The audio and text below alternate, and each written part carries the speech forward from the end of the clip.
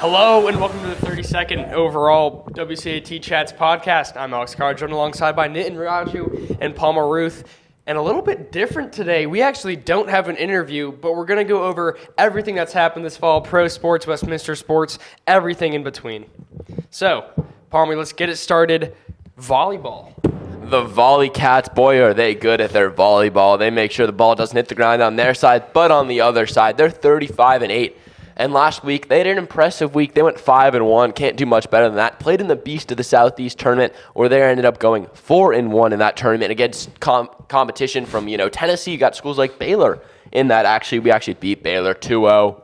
And then tonight, they're going to take on Midtown Chattahoochee, 5-7 here. I'll be on the call. Excited to watch it. The season's kind of wrapping up. Next week, October 3rd, that's Tuesday, is senior night, where, they're going to honor the last two seniors, Ellie Myers as well as Mary Campbell Pope. So, the regular season may be wrapping up, but you still got the playoffs, and they're looking to make a deep run. And also, we got to interview the volleyball players, which was a lot of fun, getting to see everything inside that world. To be honest, I haven't really been able to see entirely what volleyball players do to get ready and how they practice. So just seeing what they do was a lot of fun. I mean, for sure, that interview was great. We had, Lucy Shee and Ellie Myers. That was great to learn more about their season.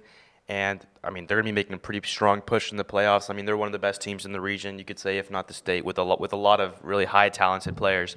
And we'll just be happy to see where they go. Oh, indubitably. Now looking at cross country, Palmer, got a little information going on. What happened? Yeah, they had the wing foot race. I see Gideon Zemedun out there. He ran fast. He's a speedy boy.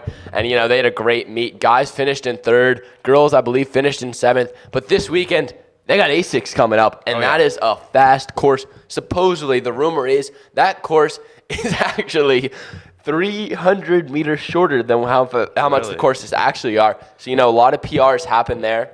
And, it's going to be a very interesting race. So make sure, go on Mile Split, check it out. Maybe we'll have some content on the Twitter. Probably not. It's cross country. But moving on to Friday night, a little 4:30 gridiron action. But actually, before we hit up the gridiron, let's get the softball diamond.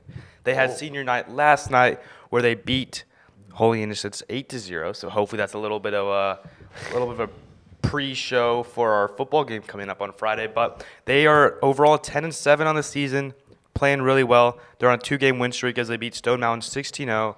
And they have another game today on the 27th on Wednesday at 5 p.m. versus Mount Pisgah. And after Mount Pisgah, they have about 3 more games, and their season wraps all up. And in the past 2 games, they're outscoring their opponents 24-0. Good math there. Yeah. Oh, fast calculator here. Pretty good at the math. Guy. Yeah. But now, Palmer started it. Mm-hmm. Friday Night Lights last week, the Wildcats, one of the most dominant performances I've ever seen them put up 36-6 against Riverwood. Mm-hmm. Everything was clicking for the Cats. Mason Tice getting the second interception of the year for the defense. Up to that point, Houston Gragnani had the other one, but Mason really stepped up. Sophomore duo right there. We have two junior duo. Oh, yeah. Yes, junior duo making some impact on the gridiron. Yeah, at first he wasn't actually even starting this year, but 2 juniors stepped up, Houston Gragnani, Mason Tice, making plays for the defense. Offensive side of the ball, Michael Buhe has made massive strides. He's passing for nearly 600 yards, 5 touchdowns, and only 3 interceptions.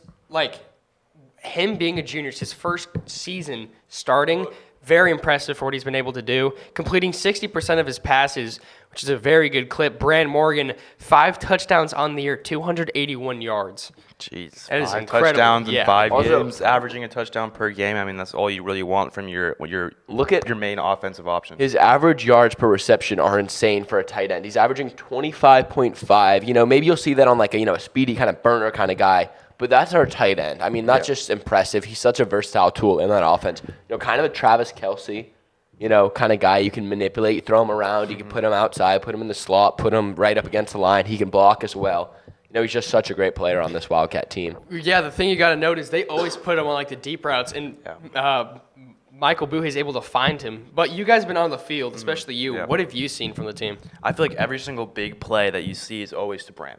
You just because when you see Michael, right, he's the kind of guy that can make something out of nothing. So you see him scrambling out of the pocket, even if he had the design runs, and he's able to find Brand in the open spaces. Brand's able to find himself, especially in zone defenses, be able to find that opening in the defense and able to kind of almost sit down and just Brand's able to find him right there. And, also, like last week, all three of the running backs scored a touchdown, right? Wade Penn, Fane Barton, and Jake Persons. I mean, it's just really impressive how they've been able to share that wealth. And the running game, they bring up the single wing every once in a while, at least once per game, and it works at this level. And I think going up against Holy Innocents, a triple option offense, the defense is really going to have to step up. It's a very tough, offense to counter, a lot of confusing stuff. But I think, we got great coaching. They faced this Holy Innocents team. Obviously, last year we beat them, and some people would say was the best game of the year. And, this Holy Innocents team has improved, but so have we. We have a really stout D-line. Our linebacking core is strong. Our safeties can get down and help out. It's going to be a really exciting game to watch here. Yeah. Well, you noted all the running backs getting into the end zone last game, but also two of them play linebacker, and they do it very well, Wade Penn and Jake Persons, both recording sacks and tackles for losses, numerous ones actually last game, and then also the game before against Centennial. So the running backs, quarterback, and tight end all looking very good. Defensive line especially, they've really stepped up. Lawton Soderman interviewed him last week and learned all about his process, which is just always fascinating, just seeing a football player and how they've progressed throughout the season. But now turning tides, finishing with Westminster sports, we'll go on to college athletics. What have you guys seen so far? I mean, Georgia. It's obviously Georgia's being our school here, but they haven't been looking too pretty in my opinion here. No. As a Georgia fan, I can say not 100% confident in the team at the moment, and I could very well see them losing this weekend against Auburn if they don't play well. But it's a little sketch right now. Well, honestly, I was expecting them to not do as well this year. They lost They lost everything, really. Nolan Smith, Stetson Bennett, Darnell Washington. Everything other than Brock Bowers. Everything other than Brock Bowers, who's like one of the Jordan best Mitchell talents came to we've seen. Texas. Yeah, so I mean, there's no way they could repeat their success they're having. But as you said, against Auburn, I feel like schools like Auburn, Clemson are really struggling as of recently. Yeah, that's true. Well, I feel like Auburn hasn't been great since Cam Newton was there. I mean, they kind of, when Bo Nix his freshman year, they were kind of good. But, now they're on, their third or fourth coach in probably the last, 4 or 5 years. And Hugh Freeze, who really doesn't even, care about, this is the oldest rivalry in the Southeast or whatever it's called. He's like, who cares, whatever, it's a regular game. So I think it'll be fun to watch. But, last week, we had some games. I mean, Notre Dame, Ohio State. You get, last drive of the game, pretty much Ohio State marches down, scores a touchdown. Notre Dame only had 10 players on the field for those last 2 plays. Not a good look for Marcus Freeman, who's been under, not the greatest light for him recently. He hasn't really won anything there. And, you get Ryan Day in the press conference going, where's Lou Holtz? It's just a lot of – it was good TV. Yeah, for sure. Well, you talked about Bo Nix. The Oregon Ducks shut down the Colorado Buffaloes. Ooh, baby. But honestly, I'm still a Colorado fan. Yeah, they're just a fun I team. hate Colorado. The things that Prime has done to completely turn that team – they won 1 game last year. They've already won 3. He has completely changed the philosophy The of that culture. team. Yeah. Just the fans in Colorado, too. Just being a student there. I mean, that's just got to be so electric now, just being able to go to your games and actually having a good time. Yeah, he just builds such a good community and everything around it. It just, it makes, as an athlete, you would want to go there and have a coach like that because he's your dream guy. Yep. He knows all the ins and outs. And then also he has 2 kids on that team. That's just incredible. These kids are pretty good. Yeah, they are. But that was their first time really facing good competition, and some people are saying that Colorado's going to lose all their confidence because they lost against Oregon. No. There were 21-point, Underdogs.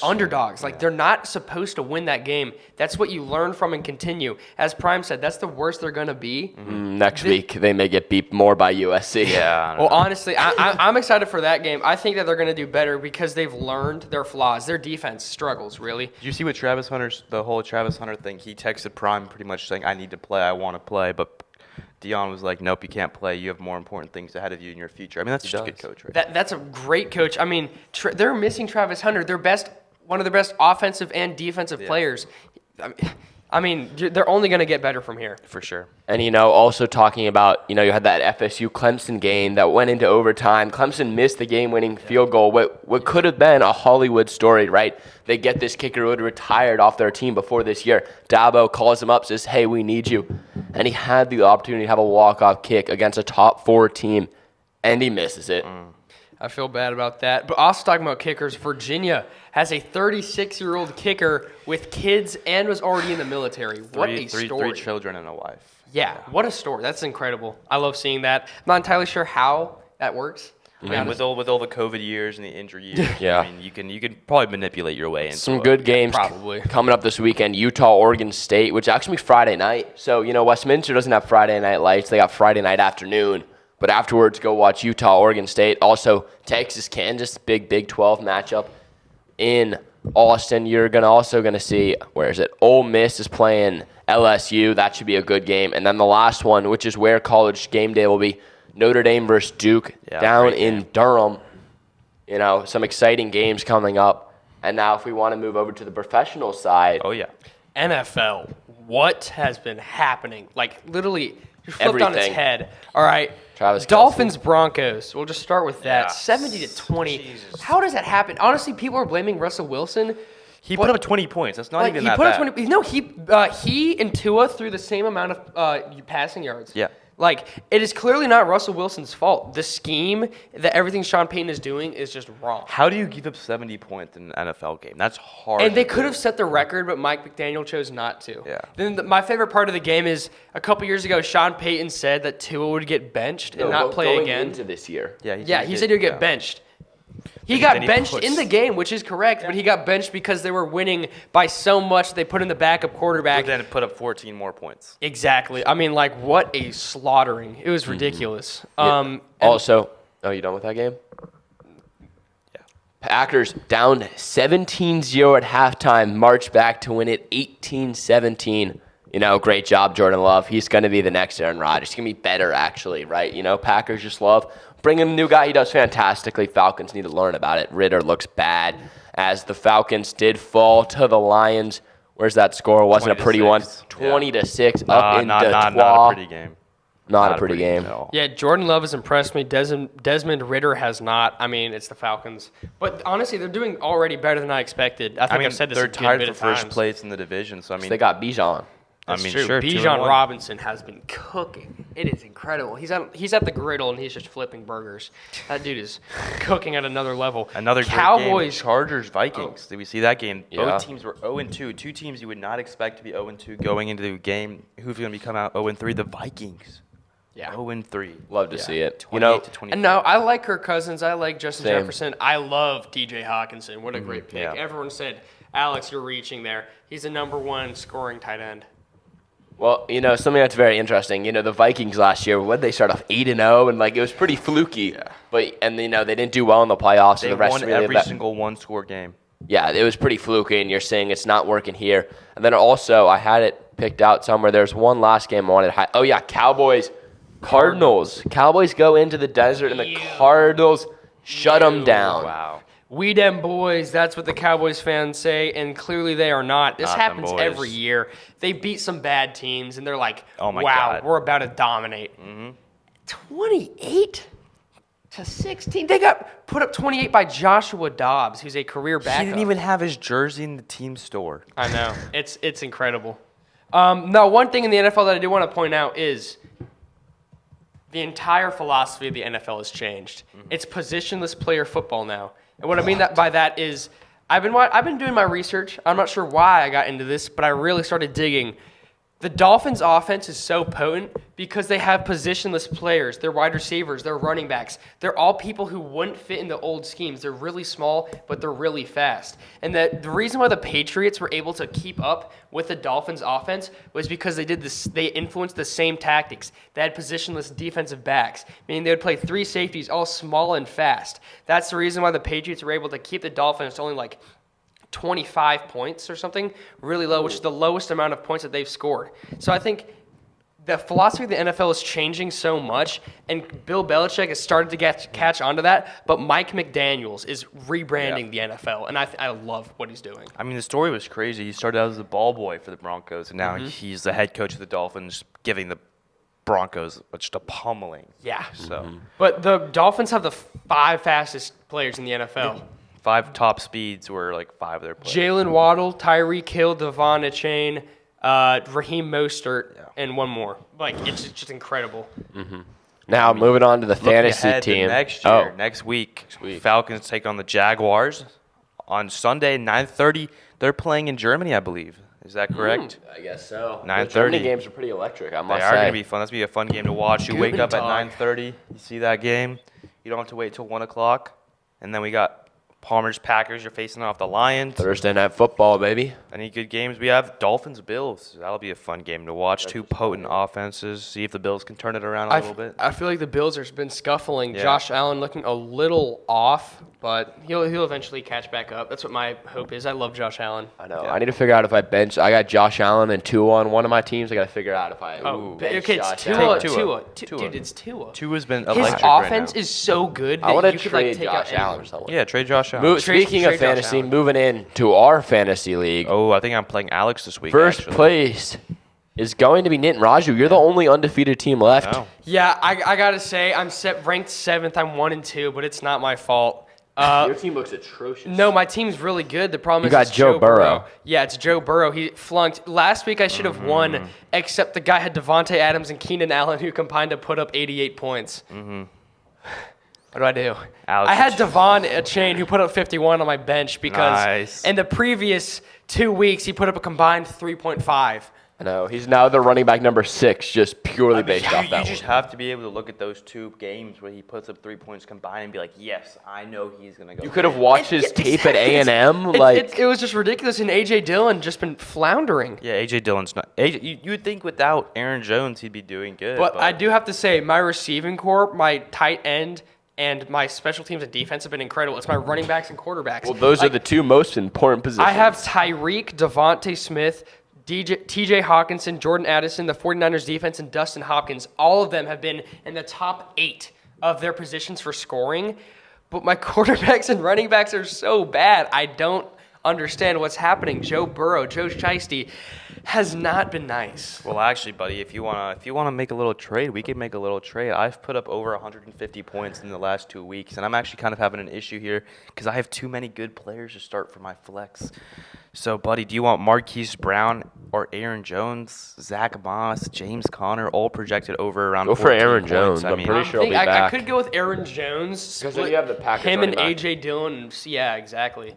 Let's see how he is. We'll talk about this later. Optimistic on Aaron him Jones, playing Thursday. He He's dropped set to return. 27 points his first week. You know and what? got Injured He out. only played a I'll half cut a in deal that with you. week. If either of you have Christian McCaffrey, I'll trade Javonte Williams for Christian McCaffrey. No. Really? Oh shoot! Really? What a And I'll great slide guy. in an Odell. Oh, No, I'll pass. That's I do gonna have really Christian make me McCaffrey, want but I will not be making that trade. Yeah. All right. Should we move thank, on? Thank God I do have. I might have to start Matthew Stafford. Here, if you want, Jimmy Garoppolo. Yeah, no. Moving on Jimmy G, to the Major League Oh, Baseball. I do have one stat that I learned. Oh, you know, wow. Jimmy Garoppolo has the highest career completion percentage in the NFL history. I believe Yeah, that. it is- Yeah, It yeah. is like, wait, And why don't you want him? Garoppolo. Why don't you want him now? Then take him. I'll give it to you Oh, let's go. for Tyreek Hill. Okay, bet. Tyreek Hill has just been on, like, it's crazy. They say there's a thing in NFL, whatever it's called, fantasy football, called busts. It's when you do worse than you're projected by a specific number of points, or better than you boom. Tyreek Hill has only boomed once or something, but that's because his expected value is 30. So for him to boom, it's 35, and to him to bust, it's 15. 20 or something Yeah. ridiculous. So he and T.J. Hawkinson have been just Low-key, a sleeper pick has been Evan Ingram at tight end. Not a big name guy. He's averaging 11.8 at the tight end position. I mean, that's pretty solid. I know T.J. Hawkinson's been averaging 17, but this is also with 0 touchdowns. So you throw a touchdown in there. Okay, buddy, what's your record? Yeah, but What's your record? hold that record there. 1-2. 1-2. I'm 3-0. Yeah, but that's because of Because of what? Devontae Adams and Keenan Allen. Well, I don't have either. Keenan Allen had a passing touchdown.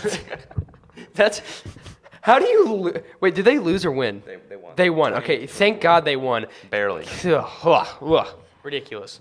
All right. Yeah. Palmer put up 160 points. Yeah. I did. Jeez Louise. 170 by Anish. Oh, my God. Yeah. 105 by me. Okay. And then someone won only putting up 103.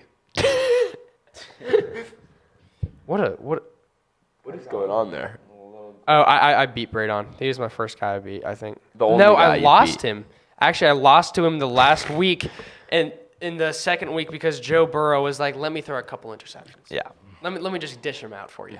All right, what do you want to talk about? MLB, playoffs kind of wrapping up. Acuna, 40-40 happened during the football game last week. Great, sixth player of all time. Now, 40-70. the whole Coming around the corner. Did almost you just say greatest player of all time? Sixth player of all time. Oh, now most of the MLB playoffs locked up. Every NL division's been clinched. Not every AL technically, but clinched in the NL. Braves are NL East champs. Central champs are the Brewers, and West champs are the Dodgers. AL, only thing that's been clinched actually is the Twins being the Central. Yep. Orioles still haven't clinched, and the West, Texas still hasn't clinched. The Rays are on Baltimore's tail a little bit. They're right there. They could Are definitely. they? Yeah, Wow. I think so. And Phillies clinched a playoff spot last night. Did you hear who walked it off? It was a random. Random. It was Johan Camargo. He carried us Johan in 2018. Camargo was the guy It was who walked- Johan Camargo who walked it off. A little right. bit of a Braves throwback name. So playoffs, think it was Johan. wild card, AL wild card actually starts next Wednesday. Next Tuesday or next Wednesday? Next Yeah. Tuesday. Starts off next Tuesday. So that'll be exciting. Playoff baseball, October air. Yankees won't be in there. They'll be relaxing in Cancun. they need a break. Maybe Judge will go back to Fresno where he's from. Jeter can go to Kalamazoo even though he isn't even on the team. And yeah, Braves are looking pretty good. They scored, 7 straight to come back against the Cubs after, Dansby came back. Give him a little clappity clap, whatever. I have an observation. What? And tell me I'm wrong here, but I just only checked in on a couple of the Braves scores. I feel like their pitching is starting to slip. It is. Because we're not It is. starting our regular guys. Yeah, we are starting bumps, but also Johan Camargo is not the guy who walked off. It was Johan Rojas. Oh, I just saw it was Johan and hoped it was Camargo. Exactly. So that's why I said it was a random. Also, Well, Johan Rojas has been really good on that team. Okay, back what to position the is he back to the He's pitchers. center fielder. Back to the pitchers. I believe Johan Rojas is probably Venezuelan. Okay, so back to the Braves pitching staff. It's been a little sketch. We had Max Fried. Max Fried went on the 15-day IL with a little bit of finger inflammation, I believe, or a blister. Little bliss. Little blister, so he won't be back until the NLDS, which I guess is fine. Then you have Spencer Strider. Okay, sure, he's fine. Bryce Elder, fine. Charlie Morton will be missing the NLDS due to a finger issue as well. Uh-huh. So Yes. those balls in Washington Alex? aren't doing too hot. Bryce Elder's gotten lucky this year. No, he's not. He's been the best pitcher. I'd say the most consistent pitcher on our team. No, he's been really bad in the second half. He has like a 5-something. got- Well, ERA. because he's letting all his unluckiness come out now, so he can be crazy. No. He's been just crazy. If you look at his No, I know. No, if you look, he's a ground ball pitcher, so he doesn't really do Yeah, that but well he's on a- expected stats. Yeah. no, he just because throws- the expected stats are like barrel percentage and everything like that is based off Yeah, they launch just angle. barrel the ball into the ground. No. Barrels are a specific launch Yeah, angle. no, they It's are. like Okay. 15 to Degrees. 25 degrees Yeah, it or is. something. So it's a Shoot, specific Wiley thing. Ballard did a very impressive piece on that for Bali He did. Sports. I actually, I got to commentate with him last year for a Georgia high school football game, which is a lot of fun. Yeah. Riley Ballard, that dude knows everything about commentating. He started as a WCAT commentator, like a couple of us here, and then eventually went to Georgia Tech, and then went above and beyond now at Bally Sports. So very proud of what he's been able to do. And should we crack a little Immaculate grid here to wrap us up? Yeah, We'll crack a let's little do it. Immaculate grid over. So if you don't know what Immaculate Grid is, pretty much it's like a 9x9 grid. We'll pop it up on screen right now. Here's the one we're about to be doing. So All-Star Gold Glove. Let's think of, you always want to get like the lowest rarity. So that's like, we're not doing that one. We're doing it for We're doing a different one. Okay. 160. All right. And you know what? We'll go Ender Inciarte right there. I'm pretty sure he won He it did. with the... He did win one. And look at that, 2%. That's solid. Okay, let's go Braves, Dodgers. Everyone knows Freddie Freeman. We're not Did going John Dodgers. Let's go someone a John little, Smoltz. Let's go- smaller. let's Did go- John Smoltz play? I'm thinking No. Matt Dodgers? Kemp. No, that's not No, small Greg enough. Maddox. Greg Maddox. That's not small. Charlie Culberson? Okay. You want to go Yeah. Charlie? Charlie. Greg Maddox, though. That's not. You want to do like people that no one knows. Culberson. It's going to be 1%. See, that's Okay. what you want to see. 300-plus batting average season for the Braves. Should we go? Do you want to go for a little Rabbit Marinville? What?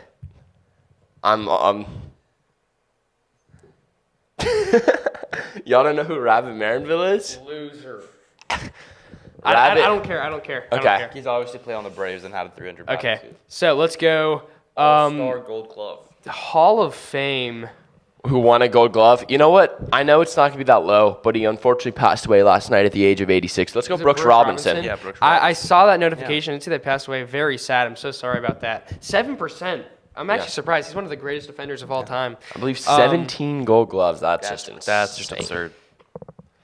All right. All-Star Gold Glove. Who are we thinking here? Someone who's an All-Star Gold Glove winner. Maybe not the biggest name. Should we throw a Max Adelise Fried? Garcia. I was thinking of Max Fried. Max Fried. He won a Gold Glove. He's won like 3. We could also do like a Joey Gallo. Or Fernando Valenzuela.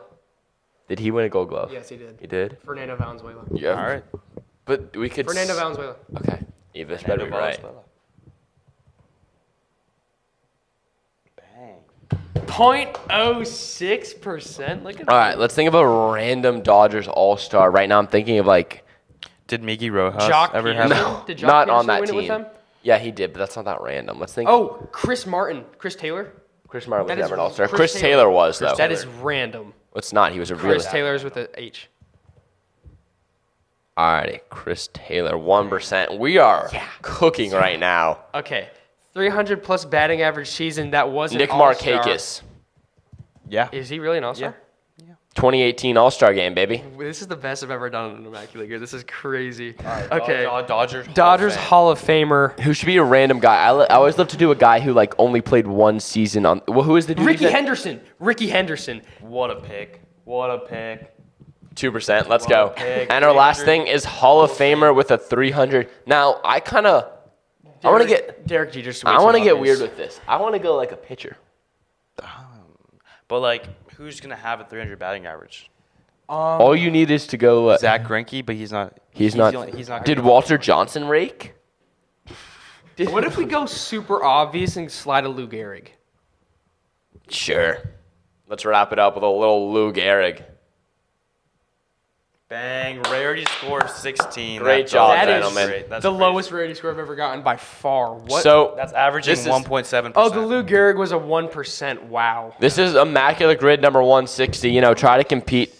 See if you can beat us. And I think that's all for us here today.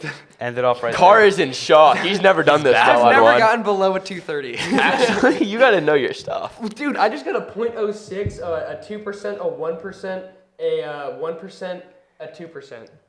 Okay, I think some of us could, but whatever. It worked out. Great job. I mean, fantastic episode. So much sports on the Westminster, on the pro, in the college.